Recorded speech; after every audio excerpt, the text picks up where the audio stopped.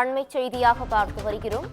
கோவை மாவட்டத்தில் கடந்த சில நாட்களாக பெய்து வரும் தொடர் மழை காரணமாக பவானி ஆற்றில் வெள்ளப்பெருக்கு ஏற்பட்டுள்ளது. இதன் காரணமாக வாழை மரங்கள் நீரில் மூழ்கி சேதமடைந்துள்ளதாக விவசாயிகள் பெரும் கவலை அடைந்து வருகின்றனர். இது குறித்தான கூடுதல் விவரங்களை வழங்குவதற்காக எமது செய்தியாளர் ஞானசேகரன் இணைப்பில் இணைகிறார். ஞானசேகரன், வணக்கம். இது குறித்தான முழு விவரங்கள் என்ன? வணக்கம் பவித்ரா.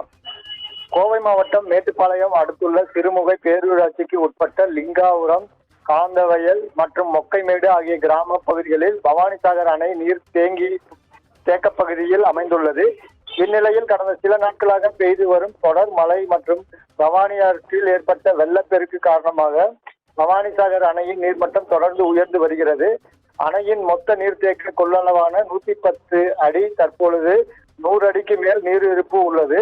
இதனால் அணையின் நீர்த்தேக்க பகுதிகளான லிங்காபுரம், காந்தவயல் மற்றும் மொக்கைமேடு பகுதிகளில் தண்ணீர் சூழ்ந்துள்ளது. இதனால் அப்பகுதியில் சுமார் 200 ஏக்கர் பயிர் செய்யப்பட்ட வாழை மரங்கள் நீரில் மூழ்கி உள்ளது. தொடர்ந்து தண்ணீரில் இருந்து வாழை அனைத்தும் ஈரப்பதம் அதிகரித்து அழுகி வருவதால் முதலீடு அனைத்து வீணாகி விவசாயிகள் கவலையில் ஆழ்ந்துள்ளனர். பவித்ரா, கூடுதல் விவரங்களுக்கு நன்றி ஞானசேகரன்.